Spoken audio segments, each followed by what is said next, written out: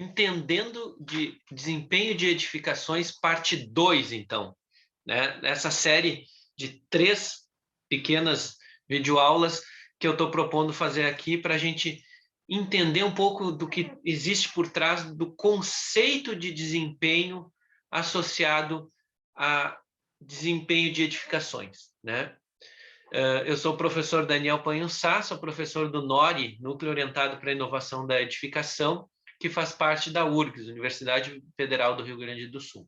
E eu vou continuar aqui o que eu estava falando no vídeo 1, né? Para quem não assistiu, assiste o primeiro vídeo, porque a gente vai continuar a conversar a respeito dessa parte de desempenho de edificações, e mais do que isso, né? A gente vai tratar aqui agora de coisas relacionadas não necessariamente à norma de desempenho, que é algo que já está bastante, né, divulgado desde 2013, quando ela começou a valer, a começar a ser aplicada, e que engenheiros e arquitetos começaram a trabalhar. Mas o que eu estou propondo aqui, principalmente para aqueles que não têm muito contato com a norma de desempenho, ou aqueles que estão começando a se interessar a respeito da norma de desempenho, são para vocês esse tipo de vídeo, entender o conceito de desempenho, de projetar por desempenho, de entender o desempenho de uma edificação, de modo a gente conseguir ter efetivamente ganhos de qualidade, produtividade, vida útil, né, qualidade de um edifício. É isso que eu vou propor aqui com vocês a partir de agora. Eu falava no primeiro vídeo, né, e vou começar nesse ponto de partida, que trabalhar utilizando uma lógica de avaliação de desempenho é diferente daquilo que a gente está acostumado a fazer no nosso dia a dia de canteiro de obras. É diferente daquela prática tradicional que a gente está acostumado, né, de simplesmente especificar, né, de uma forma mais prescritiva, né, os meios pelos quais eu vou construir o meu edifício, eu vou construir a minha edificação. Então, numa abordagem tradicional, eu simplesmente iria fazer uma prescrição de atividades, né, de etapas e de ferramentas e insumos, né, pelos quais eu ia materializar um projeto arquitetônico dentro de um determinado terreno, transformando ele num edifício, né? Então, tradicionalmente, isso envolveria simplesmente especificar materiais, mão de obras, procedimentos de produção. E o que eu estou querendo mostrar para vocês aqui, que projetar por desempenho engloba uma lógica um pouquinho diferente, engloba a gente pensar de forma diferente a forma de construir e de projetar em termos de desempenho. E falo isso porque, de uma forma geral, sempre que eu estiver trabalhando com especificações mais prescritivas, né, a gente tem uma tendência de achar que elas são mais fáceis. E elas, de fato, são, né, porque são o nosso dia a dia de trabalho, é aquilo que a gente está acostumado a fazer como engenheiro e como arquiteto no nosso dia a dia de especificação, de projeto, de construção, né? A gente está mais familiarizado com esse modo de abordar essa produção. Entretanto, né, é importante a gente salientar que elas são, né, essa abordagem é limitada atualmente pelo conhecimento que cada um de nós detém e pela experiência que cada um de nós tem, ou o especificador, né, a pessoa que vai especificar materiais e ferramentas de construção. E esse é um conhecimento de difícil, né, como é que eu vou dizer, que é difícil de ser repassado, né, de uma forma mais sistemática, né, de geração para geração, né?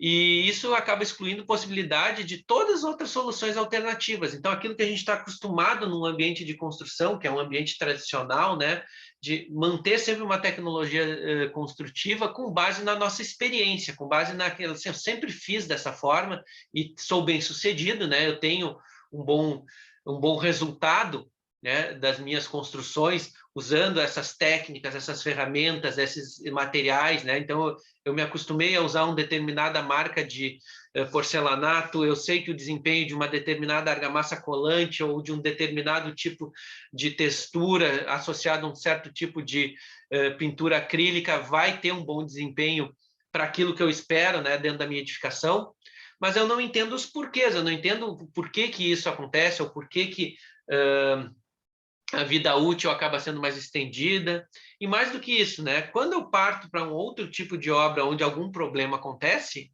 né, eu tenho uma dificuldade maior justamente de propor soluções, porque eu estou muito embasado numa especificação prescritiva de materiais e de formas de construir. O que eu estou propondo aqui, né, nessa série de vídeos, é justamente mudar essa lógica, mudar essa ideia de prescrição para um entendimento de desempenho de uma edificação. É isso que a gente está tentando trabalhar aqui, né? E justamente quando a gente muda esse foco, quando a gente passa a trabalhar com uma abordagem de desempenho da edificação, eu começo a definir certos requisitos, e essa palavra vai ser muito importante, né? Vou falar mais a respeito dela. Os requisitos que uma edificação deve cumprir como uma etapa, né, que precede a prescrição de como ela deve ser construída. Né? De novo, eu acho essa frase fundamental para a gente entender, né? Eu tenho que cumprir, eu tenho que definir uma série de requisitos, uma série de especificações, né? Que o meu edifício, que a minha construção precisa cumprir, para somente após isso eu ir para uma etapa seguinte, onde eu vou fazer a prescrição de como eu vou construí-la. Então, essa lógica, embora não pareça muito diferente, ela de fato ela muda completamente o meu entendimento a respeito de projeto de um edifício. Né? Ela muda substancialmente a forma como eu crio uma linha de raciocínio para a concepção e construção de uma edificação. E é justamente isso que a gente tem que tentar entender. Gilling, que é um autor também já bastante antigo, né, fez uma publicação em 1986, onde ele propõe aquilo que ele chama de modelo do hambúrguer. E é onde ele tenta explicar mais ou menos como que é essa mudança de lógica, como que muda essa lógica, esse de entendimento de projetar por desempenho e de pensar, né, em desempenho. Eu vou tentar explicar um pouquinho, né, em breves palavras, o que era esse modelo que ele chamou de modelo de hambúrguer. Né? Então, a gente tem que pensar, né, que eu tenho uma determinada demanda dos meus usuários dessa edificação. Os meus usuários, eles têm certas demandas, e aqui entenda-se demandas como ele tem uma necessidade de se sentir confortável dentro daquela edificação, ele tem uma necessidade de que esse conforto seja traduzido na forma de um conforto acústico, de um conforto térmico, de um ambiente onde ele consiga circular sem obstáculos ou sem ter certos tipos de desconfortos ali ao caminhar por um determinado espaço. Tem que ter uma boa iluminação, né? Ele tem que sentir que aquilo ali é fácil de ser mantido, né? Que a manutenção daquele espaço arquitetônico vai ser fácil de ser feito. Bom, todas essas demandas, né, estão dentro de uma determinada linguagem que esse usuário tem, que essa pessoa vai entender, né? Que é o que seria ali a fatia de cima do meu hambúrguer, né? E na fatia de baixo, né, desse pão de hambúrguer, estaria a oferta justamente de soluções para essas demandas que os usuários possuem, né? E diferentemente da demanda, né, onde o usuário tem uma determinada linguagem não técnica ou uma percepção muito específica, eu tenho que transformar essa oferta de soluções através de uma determinada linguagem técnica que me permita, tecnicamente, solucionar e especificar formas de construir, materiais, componentes e elementos construtivos que resolvam essas demandas que os usuários têm. Então, fazer a transposição, né, entre essa linguagem do usuário e essa linguagem técnica, que é o centro ali do meu hambúrguer, que é o que eu tenho que justamente fazer essa tradução para poder resolver essa questão. Em outras palavras, né, eu poderia abrir isso de uma forma diferente. Então, aquilo que eu chamei de demanda dos usuários, eu vou chamar então agora de necessidades funcionais, né, que os usuários de uma edificação têm. Essas necessidades funcionais têm que ser traduzidas na forma de requisitos de desempenho, né? Tem que ser traduzido de forma que eu consiga ter a noção de qual a especificação que eu tenho que fazer, né, de um determinado sistema construtivo, né, para que ele cumpra certos requisitos, que são traduções das necessidades do usuário. Na parte de baixo do meu hambúrguer aqui, eu tenho justamente, então, uma oferta de especificações técnicas, né? Eu tenho uma série de ensaios, de materiais, de ferramentas de construção, de ferramentas de gestão, que eu posso utilizar para cumprir os requisitos, né, de desempenho que estão agora especificados. E para isso, eu tenho que traduzir essas especificações técnicas através de especificações de desempenho. E justamente a partir do momento que eu consigo ter especificações de desempenho que conversam com os requisitos de desempenho que foram elaborados, que eu consigo fechar o meu modelo, né? Que eu consigo efetivamente ter uma coisa só e uma comunicação entre um e o outro. Esse é um modelo assim mental para a gente entender de forma simples, de forma bem clara, o que eu penso quando eu estou trabalhando com especificações de desempenho. E é justamente isso que muda a lógica de construção, né? Quando eu penso que eu estou trabalhando numa lógica tradicional, o que eu tenho? Eu tenho uma especificação, né, de componentes qualquer, né? Eu tenho lá uma parede, por exemplo, né? Eu tenho uma casa e eu tenho uma parede. Esta casa vai ser construída, então, com algumas paredes e eu tenho que selecionar lá se eu quero um tijolo maciço, um tijolo cerâmico, um bloco de concreto, né? E aí eu especifico um bloco cerâmico, se vai ser liso, se vai ser estriado. A partir disso, eu vou especificar, de uma forma prescritiva também, argamassas, né? Que podem ser uma argamassa feita em obra com cimento, cal e areia, ou uma argamassa ensacada, ou uma argamassa estabilizada, né?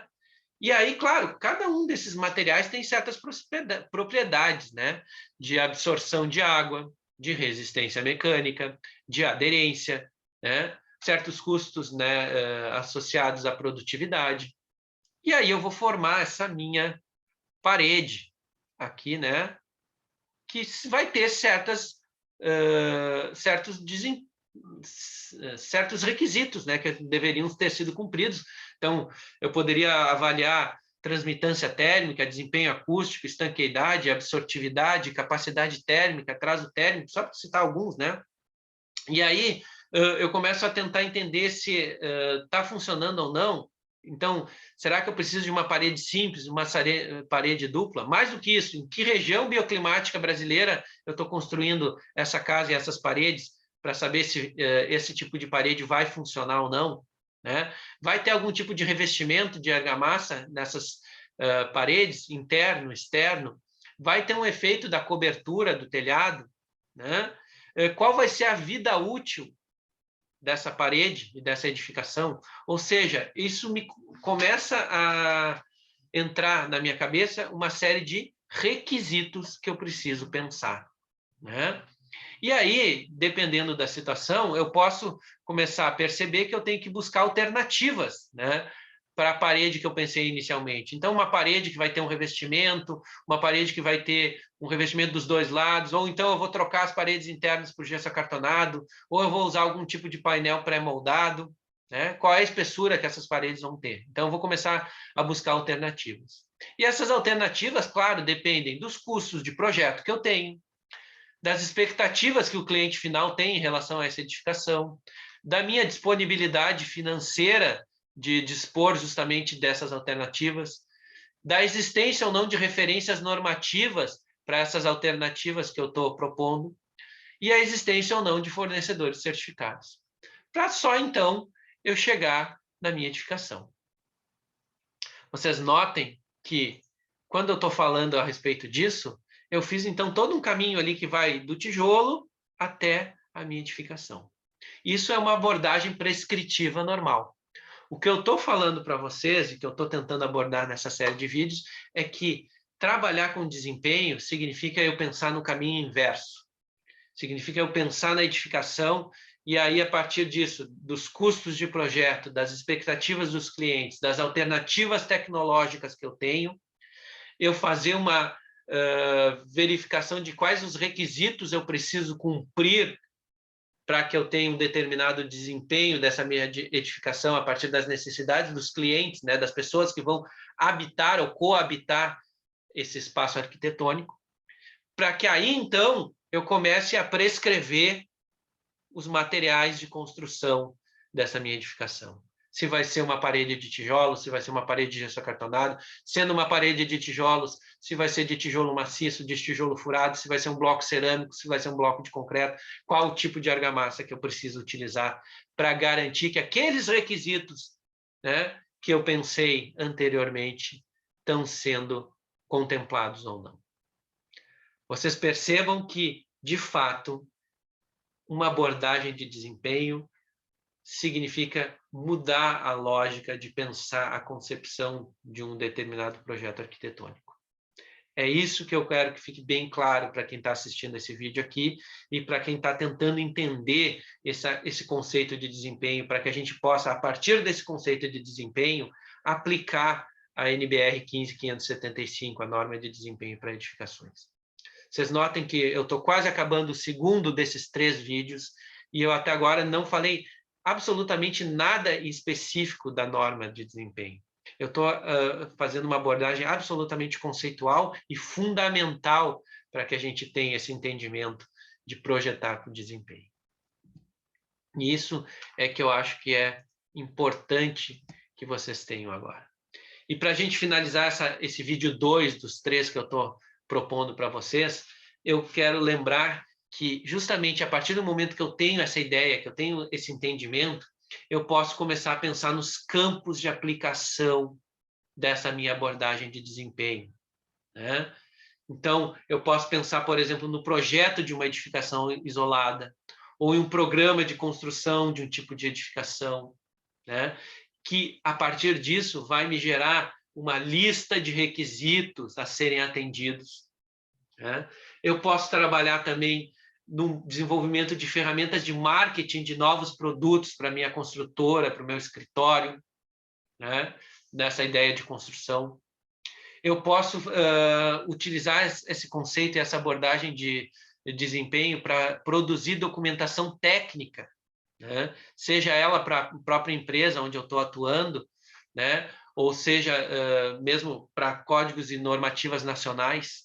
Então, eu começo a ter um volume de informação bastante robusto para que eu possa ter documentação técnica, códigos de construção mais adequados às expectativas dos clientes que vão morar nessas edificações e, obviamente, também num maior controle de qualidade desses processos de construção, né? Então, que vai me auxiliar em processos de inspeção, em processos de certificação de qualidade e assim por diante. E com isso, né, eu vou encerrar esse segundo vídeo e fazer a costura do que eu vou começar a conversar na parte 3, né, dessa aula, microaula, né, a respeito de projeto por desempenho, que é a ideia de entender a base do conhecimento necessária para a gente aplicar uma abordagem de desempenho. E isso vai envolver coisas importantes, que eu estou colocando aqui, que é a questão relativa à definição dos requisitos dos usuários da minha edificação. Então, como que eu defino esses requisitos? A definição e o entendimento do contexto de uso no qual essa edificação está inserida, e um domínio, né, um bom entendimento sobre os métodos de avaliação necessários para que a gente verifique o comportamento em uso dessa minha edificação. A partir disso, desses 3 itens que eu coloquei aqui para vocês, eu começo a ter uma ideia do que é a norma de desempenho de edificações NBR 15575, e aí aquilo que é um documento passa a ser algo mais inteligível, algo que eu consigo de fato aplicar, e é o que eu vou propor para vocês a partir do 3º vídeo, que eu peço então que todo mundo que assistiu o primeiro, que assistiu o segundo, aproveite e assista também o 3º vídeo a respeito dessa série de entendimento sobre a norma de desempenho, mas mais especificamente do que isso, sobre entendimento sobre desempenho de edificações. Até lá.